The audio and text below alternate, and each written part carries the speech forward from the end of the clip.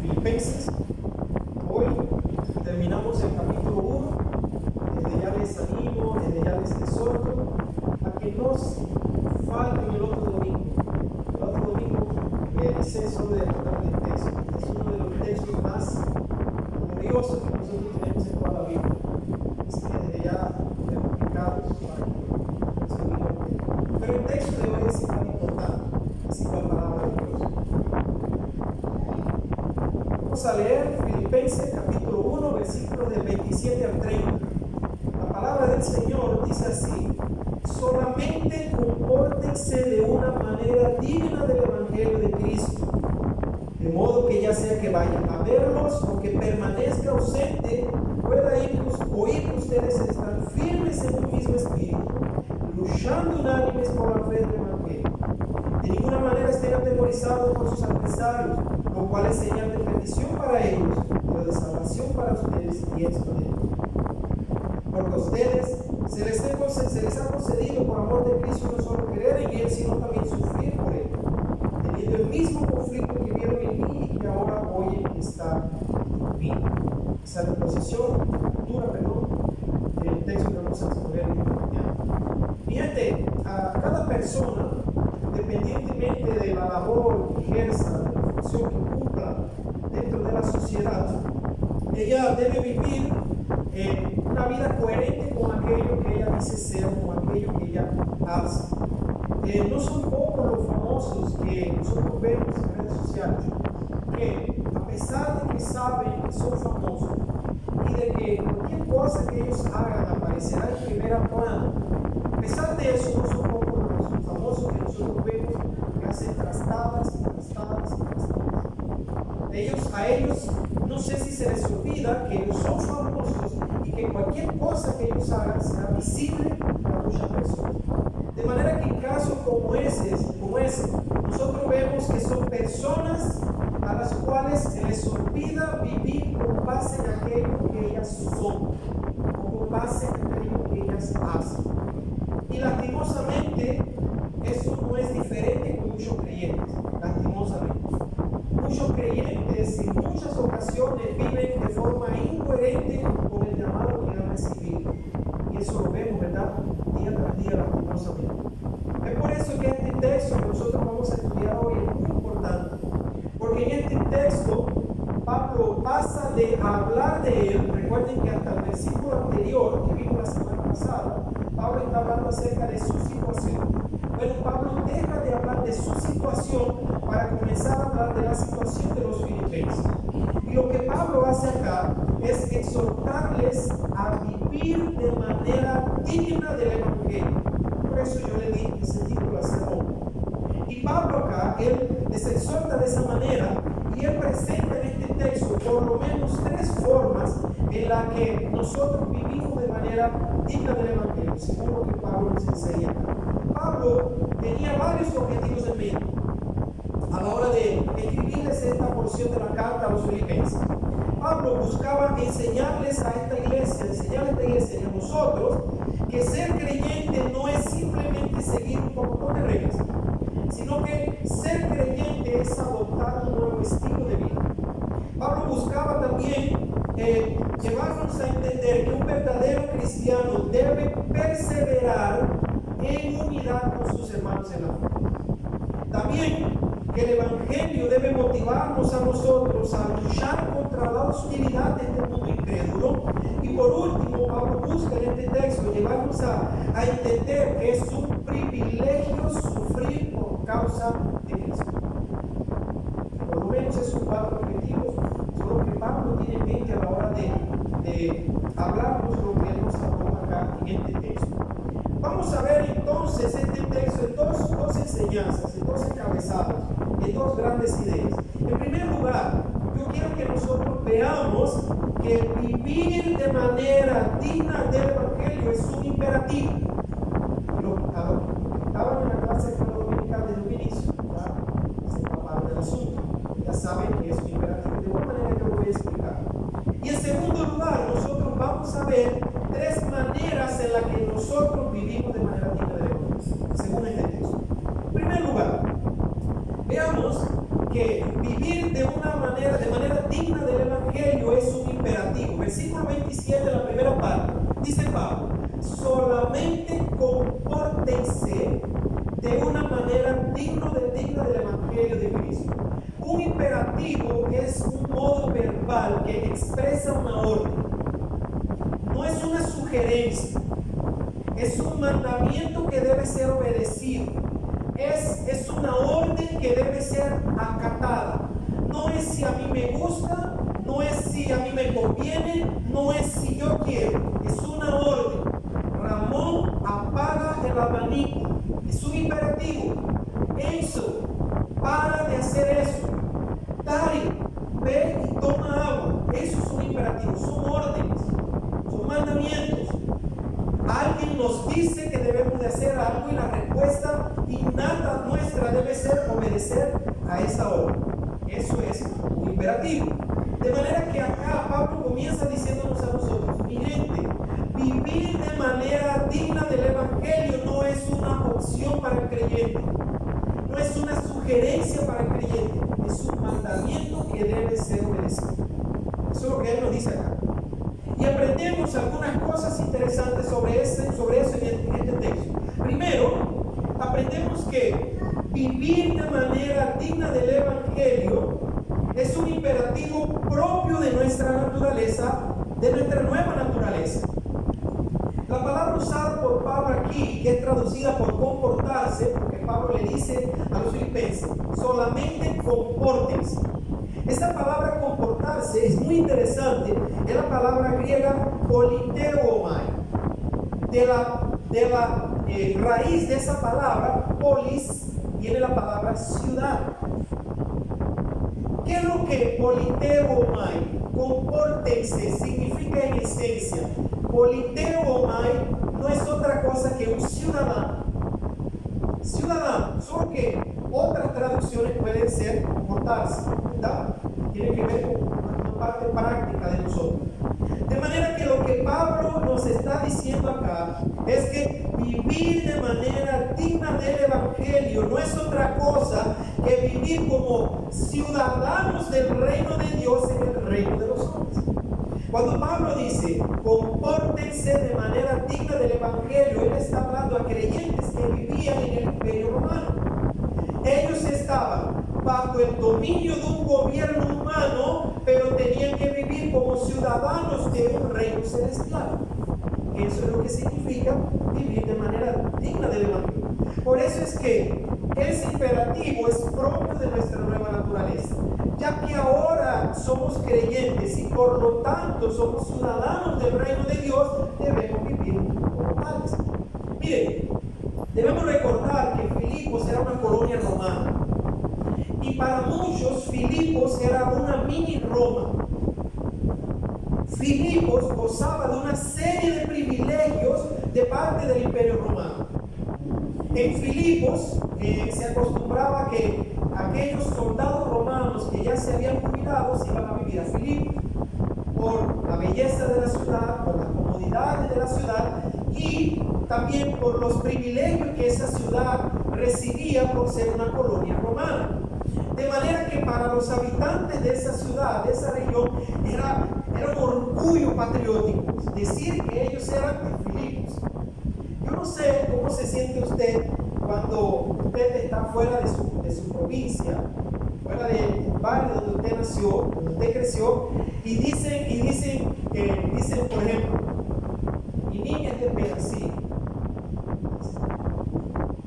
En mi graduación en el seminario, cuando yo fui a entrar, dijeron José Julio Becar Ramos, oriundo de la provincia de Los Santos de Panamá. Yo sentía que yo iba como levitando hacia el frente. Para mí eso me llenó de tanto orgullo que me mencionaran a Los Santos y a Panamá, ¿verdad? Y todos nosotros, de cierta manera, practicamos un orgullo regionalista en ese sentido, por causa del barrio donde nacimos, por causa de la provincia a la que pertenecemos, por causa del país donde vivimos, ¿verdad? ¿Cómo se sentiría Diego y principalmente Mariana si van entrando a un almacén y de pronto se escucha? ¿Cómo se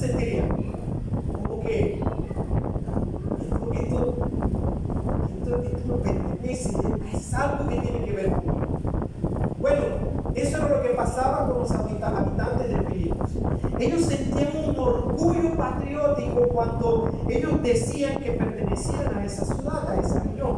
¿Saben qué está haciendo Pablo acá cuando exhorta a los filipenses a que vivan como ciudadanos del reino de los cielos, en el reino de los hombres? Pablo está diciendo lo siguiente: mi gente, si los filipenses, creo, sienten un orgullo por pertenecer a esta región y viven como tales, ¿cuánto más ustedes pertenecen al reino de Dios?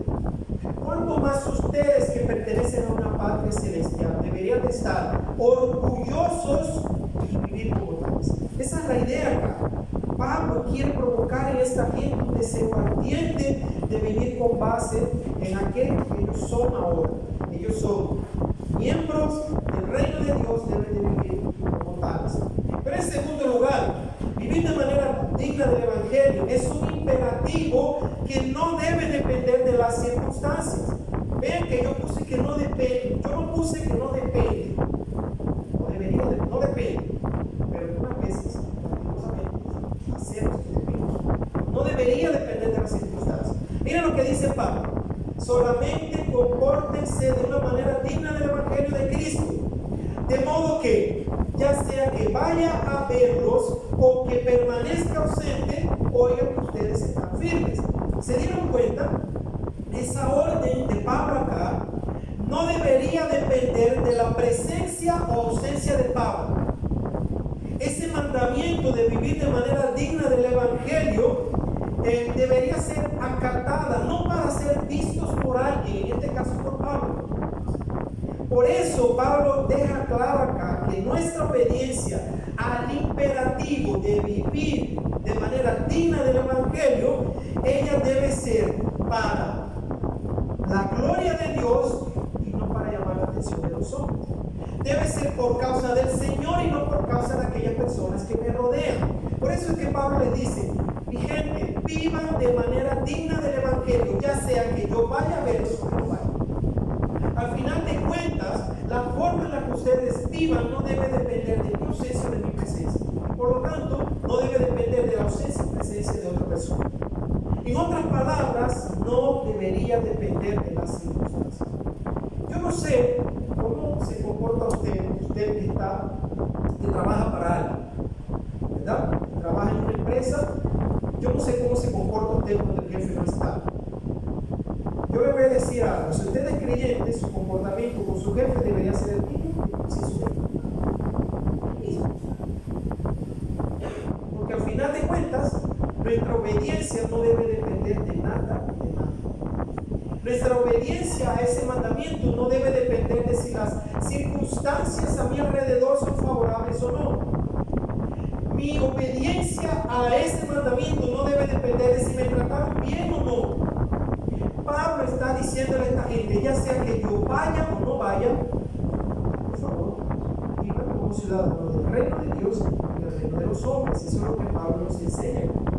De manera que en primer lugar nosotros aprendemos en este texto que vivir de manera digna del Evangelio es un imperativo que debe ser, que es propio de nuestra nueva naturaleza y que debe ser obedecido sin importar las consecuencias, las circunstancias, las consecuencias. Niños, yo necesito explicarles algo, y a los adultos también. Lo que estamos diciendo acá no es que necesitamos portarnos bien para ganar el favor de Dios. Y eso es importante dejarlo claro. Lo que Pablo está diciendo acá no es que debemos portarnos bien para ganar la salvación. Niños, ninguno de nosotros será aceptado por Dios por portarse bien. Nada. Ninguno. Usted puede portarse lo mejor posible. Si usted no ha creído en Jesús, usted será rechazado por Dios. Ahora bien, aquel que ha sido aceptado por Dios porque ha creído en Jesús va a tener como consecuencia y resultado ¿qué? Una vida digna del Evangelio. Aquel que ha creído en Jesús y ha sido aceptado por gracia delante de Dios va a tener un comportamiento coherente con su fe. De manera que vivir de manera digna del Evangelio no es un método para yo alcanzar la salvación, sino que es un resultado de ella. ¿Se entendió? Voy a repetirlo. Vivir de manera digna del Evangelio no es un método para alcanzar la salvación, sino que es un resultado de ella. Eso es lo que el texto nos está sugiriendo acá, toda la escritura también, en ese sentido. Veamos en segundo lugar, según este texto, tres formas en las que vivimos de manera digna del Evangelio, con base en los versículos 27, la segunda parte, hasta el versículo 30. Miren, es interesante que en el texto griego estos 4 versículos son una sola frase. Y esto provoca un dolor de cabeza que ustedes no tienen idea para aquellos que entendemos que es importante analizar el texto, su contexto y detallarla profundamente. Porque el texto literalmente en griego es una orden desde el principio hasta el final, es una sola frase. Y el desafío nuestro es intentar hacer esa división, ¿verdad? Para poder exponerlo de manera clara. De manera que la exhortación de vivir de manera digna del Evangelio, que está al inicio del texto, es la idea central. Y ella se ve desarrollada a lo largo de toda la frase. Pablo nos dice, vivan de manera digna del Evangelio, y a lo largo de toda la frase, él nos va explicando de manera práctica cómo se da eso. Primero, vivimos de manera digna del Evangelio, luchando unánimes por la fe que se nos ha entregado. Versículo 27, una vez más. Ya sea que vaya a verlos o que permanezca ausente, dice Pablo, pueda oír que ustedes están firmes en un mismo espíritu, luchando unánimes por la fe del Evangelio. Me parece que en este texto Pablo está usando sinónimos para darle énfasis a una idea. Por ejemplo, presten atención que Pablo dice que él quiere saber que esta gente está firmes, y el sinónimo puede ser luchando. O sea, pueden ser dos palabras que dan la idea de la misma, traen la misma idea, perdón. Tanto firmes como luchando da la misma idea. Ustedes se mantienen perseverando, en pie de guerra. Las otras dos palabras que él usa acá son espíritu y unánimes. Dice que ustedes están firmes en un mismo espíritu, luchando unánimes. En otras palabras, Pablo está diciendo que ustedes están alineados con base al cumplimiento de un solo propósito. Eso es lo que Pablo nos está diciendo acá. De manera que Pablo quiere que esta gente luche juntos por la fe del Evangelio. Luchen juntos para preservar la pureza del Evangelio, la pureza del mensaje que se les había entregado. Como veremos más adelante en el capítulo 2, la semana que viene, y semanas posteriores, en el capítulo 4, Pablo va a tratar sobre la unidad de la iglesia. Aparentemente en esta iglesia había división, había problemas, no sabemos por qué, pero había división. Y acá Pablo está diciéndonos lo siguiente: la división dentro de la iglesia no es otra cosa que una forma indigna del Evangelio. Si lo vemos del otro lado, cuando buscamos preservar la unidad dentro de la iglesia, luchando juntos, vean que no dice que solo los pastores, todos luchando juntos, unánimes, con un solo propósito, dice Pablo. Eso es una prueba clara, contundente de que ustedes están viviendo de forma digna del Evangelio. Eso es lo que Pablo nos está enseñando acá. Por eso Pablo quiere que ellos se mantengan unidos, luchando contra quien verdaderamente ellos tienen que luchar, contra su verdadero enemigo. Eso es lo que Pablo les está diciendo acá. En segundo lugar, vivir de forma digna del Evangelio. Ella se da enfrentando con valentía a los adversarios del Evangelio. Versículo 28. Por favor, no cierre su Biblia. Recuerden que acá venimos a leer, a explicar y a aplicar la Biblia.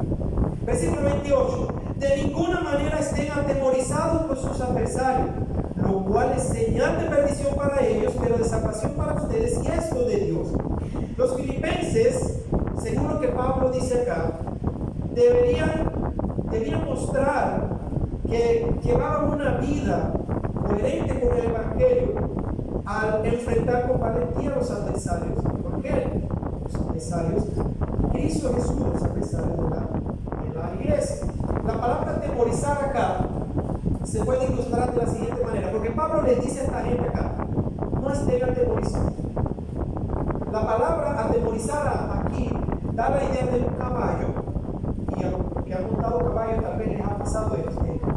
Da la idea de un caballo que va por la orilla del camino y de pronto aparece un pájaro, un animal, algo del matorral y el caballo hace esto. Normalmente, si usted ha montado caballo y la pasada, te van al caballo, o lo ha visto, y de pronto aparece algo y el caballo da un brinco, un salto, y se echa para atrás. Pablo dice, eso no debe pasar con ustedes. Esa no debe ser la actitud con la que ustedes deberían encarar la lucha contra los adversarios. Eso es lo que Pablo le está diciendo a esta gente acá. Y perciban que enseguida él explica el por qué ellos no deberían encarar esa lucha de esa manera. Primero él dice, no estén atemorizados por causa de los adversarios. Y ahí él explica el por qué los filipenses no tenían que estar atemorizados. Él dice lo siguiente,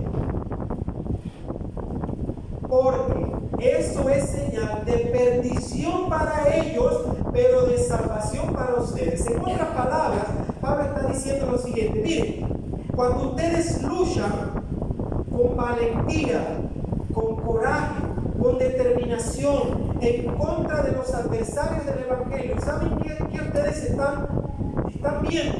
Están viendo pruebas contundentes de la incredulidad de esta gente.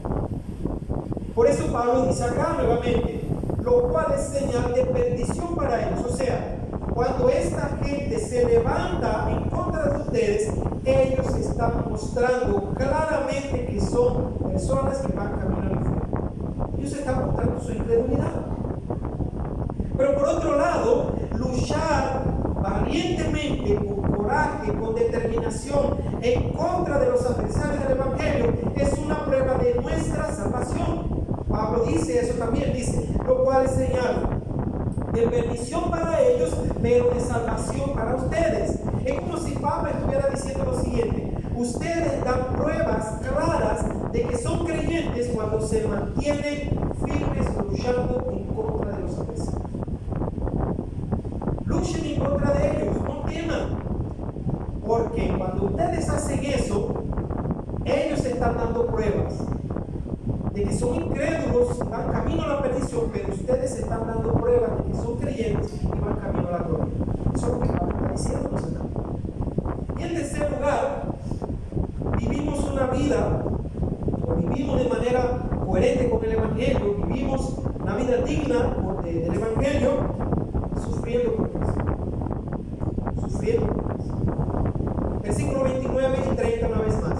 Porque a ustedes se les ha concedido por amor de Cristo no solo creer en Él, sino también sufrir por Él. Mi gente, la declaración de Pablo acá es profundamente importante y es profundamente teológica.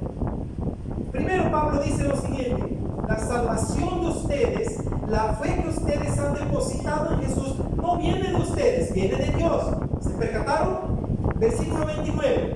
Porque a ustedes se les ha concedido, el sujeto ahí de la oración está en pasivo. Cuando un sujeto en una oración está en pasivo, el sujeto no hace nada. El sujeto solo recibe. Moisés se te fue dado.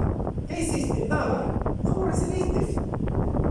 Delfina se te entregó. ¿Qué hiciste? Nada. Solo recibiste. Pablo está diciendo acá, primero, la fe que ustedes tienen no viene de ustedes, viene de Dios. Dios les concedió a ustedes la fe salvadora que ustedes necesitan para ser salvos. ¿Qué dice Efesios capítulo 2, versículo 8? Porque por gracia sois salvos por medio de la fe. Y esto, o sea, ni la gracia ni la fe vienen de ustedes. Es un don de Dios. Mi querido hermano, mi querida hermana, si tú estás aquí esta mañana y tú has creído en Jesús, es porque Dios te concedió la fe que tú necesitabas para vivir en Jesús. La fe es un don de Dios. ¿Recuerdan el contexto de Pablo en Filipos? Pablo llega con con su equipo. Un sábado llegan a la orilla del río, hay un grupo de mujeres teniendo allá un grupo de oración. Pablo les predica el evangelio. ¿Qué dice el texto? Que Dios abrió el corazón de Lidia para que ella escuchara lo que Pablo estaba predicando. ¿Se dieron cuenta? Dios concedió la fe que Lidia necesitaba para ser salva. Por eso es que la salvación es por gracia, porque no hacemos nada para ganar. Posteriormente, Pablo es lanzado en la prisión junto con Silas. Hay un terremoto, las celdas se abren, el carcelero está allá. Había pasado toda la noche escuchando a Pablo y a Silas cantando, orando, citando la Biblia, cantando, orando, citando la Biblia. Este hombre ve que las celdas se abren. Si los reos escapan, lo que le iba a pasar a ese hombre era muerte. Él pretende quitarse la vida y dice Pablo, le dice el hombre, ¿qué hago para ser salvo? Dice Pablo, cree en el Señor Jesús y será salvo en tu casa. Mi gente, este hombre pasa de un episodio de depresión profunda a un momento de fe salvadora. ¿Cómo explicamos eso? Pablo dice, la fe que nosotros tenemos se nos hace miserable. Es un don de gracia de parte del Señor Dios. Pero no solo eso. Ven que Dios no solo nos ha dado la gracia de creer en Jesús. Dios nos ha dado la gracia de sufrir por Jesús. Dios no solo nos dio el privilegio de amar a Jesús, de ir para la gloria con Jesús, de creer en Jesús, de vivir para Jesús, sino de sufrir por Jesús. Me hubiese gustado que todos hubiesen dicho amén. Porque no nos gusta hablar sobre eso. Qué difícil es para nosotros cuando servir al Señor Jesús, cuando hacer que el Evangelio sea expandido, sea predicado, que su obra avance, implica el que yo salga de mi zona de confort. Pero noten que Pablo acá categóricamente dice lo siguiente: mi gente, a ustedes, por implicación a nosotros, se nos ha dado el privilegio de creer y el privilegio de sufrir. Noten que no es sufrir por cualquier cosa, es sufrir por causa de Cristo, es sufrir por causa de la expansión del Evangelio, es sufrir para que, si mi sufrimiento va a ayudar, el Evangelio avance, personas sean alcanzadas, la iglesia sea edificada. Es sufrir por cualquier cosa, es sufrir si es necesario para que la obra de Cristo avance. Y eso es lo que Pablo nos enseña. En primer lugar, vimos que una vida digna del Evangelio es un imperativo.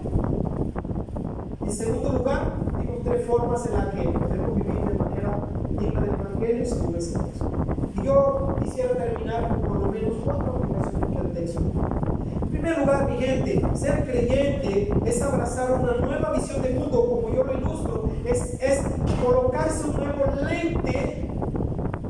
Es colocarse un nuevo lente, es tener una nueva manera de encarar la realidad, de ver la realidad, que me permite vivir en el reino de los hombres con base a los principios del Evangelio. Mi gente, el cristianismo no es algo que yo hago. Cristianismo es mucho más que venir aquí un domingo por la mañana. De paso, por el domingo. Pero cristianismo es mucho más que estar aquí. Cristianismo es mucho más que participar de un grupo pequeño. Cristianismo es mucho más que participar de un estudio de mujeres. Todo eso es importante para el crecimiento de nuestra fe.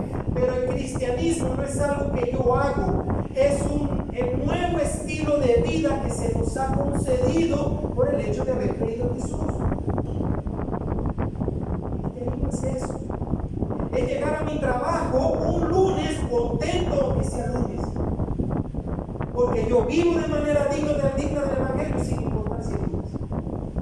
Hay un meme por ahí: aunque hable en sombra de vaca de lunes, no te veré. A veces va a ir pensando muy diferente. Eso es vivir de una manera digna del Evangelio. Es tratar bien a ese colega difícil que yo tengo de trabajo, de escuela, de universidad. Es amarlo aunque él me odie. Es ayudarlo aunque él me dé la espalda. Es perdonarlo aunque él no pida perdón.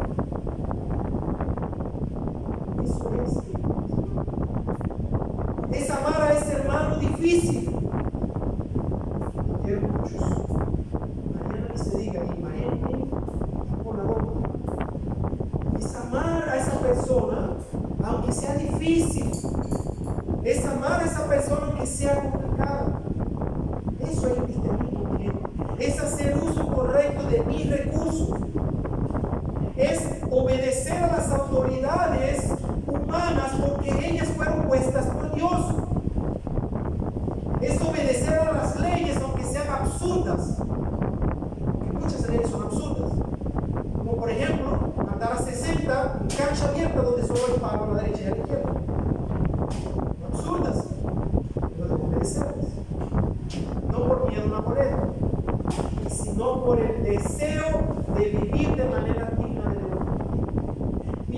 Mis amados hermanos, vivir de manera digna del Evangelio es vivir en este mundo como ciudadanos del reino de los cielos, aplicando los principios del Evangelio a todas las áreas de mi vida. Si nosotros hiciéramos eso con mayor intensidad y con mayor intencionalidad, transformaríamos el mundo, miraríamos este mundo de cabeza para abajo. ¿Saben por qué? Porque eso no es común. Lo que es común allá afuera es el desenfreno. Pero nosotros podemos pasarle a este mundo caído la idea de que Jesús vino a transformar nuestra vida. Eso es lo que el Señor quiere con nosotros. Miren, la diferencia entre un creyente y un no creyente no puede ser solo el hecho de que el creyente está el domingo por la mañana en la iglesia. No puede ser solo eso. No podemos tener un individuo cristiano tan mediocre como ese. La diferencia de mi vida con la de mi vecino no puede ser que yo hoy estoy aquí y él no. Debe ser algo mucho más grande que eso.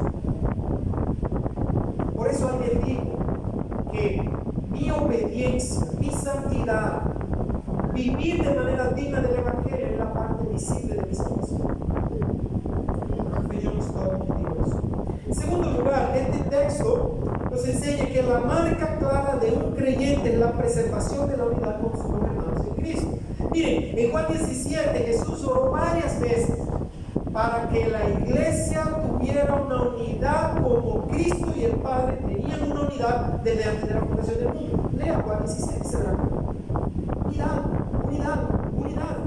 No son mis intereses, ni los intereses de Kevin, ni los intereses de Yossi. Son los intereses del Señor y todos debemos remar hacia una misma dirección. A pesar de nuestras diferencias, a pesar de nuestros conflictos internos o interpersonales. De manera que la marca clara de un creyente es la preservación de la unidad con sus hermanos en Cristo. Vamos a hablar de eso en el capítulo 2 la semana y un poco más adelante en el capítulo 4. En tercer lugar, este pasaje debería servir de motivación para luchar contra cualquier expresión de hostilidad que el incrédulo nos muestre. ¿Me dice Pablo? Gente, eso es prueba de la perdición de ellos y de la salvación. De manera que cuando yo pienso, reflexiono sobre lo que Cristo hizo por mí y en mí, eso debería ser suficiente para motivarme a luchar contra cualquier tipo de hostilidad. El mundo incrédulo presente en contra del avance interior. Y no solo eso, mi gente, yo creo que esto debería llevarnos a nosotros a recordar a aquellos que están en lugares difíciles, llevando el Evangelio del Señor Jesús. Hoy en día, a esta hora, probablemente haya una iglesia metida en una alcantarilla. Probablemente, ahorita mismo, haya una iglesia en una casa abandonada.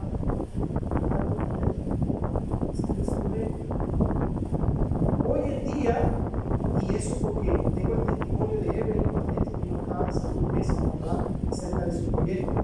Hoy en día, en Portales, por ejemplo, se habla de la iglesia secreta. Una iglesia donde no pueden haber muchas personas. Y si alguien nuevo va a entrar, ese alguien nuevo debe venir con alguien que ya es la iglesia. Como aquí. Ay, esto sí, llegaba a personas todos los días, sí, que no conocemos. Llegamos, nos presentamos, se llama, vive, alguien lo invitó. Ya no puede pasar eso, porque cualquiera se puede infiltrar y saquearnos al gobierno. Entonces debemos orar por esas iglesias, por esos hermanos, para que ellos, con todo coraje, valentía y determinación, luchen en contra de los enemigos de la luz. Porque si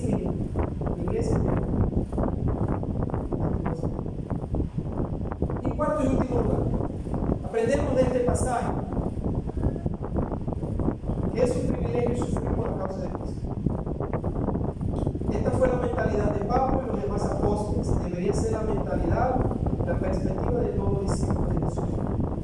La gracia de Dios, como ya vimos, no solo nos alcanzó para salvación, sino también puede dar todo lo que sea necesario en Cristo. Es difícil, mi gente, y repito, salir de nuestra zona de confort.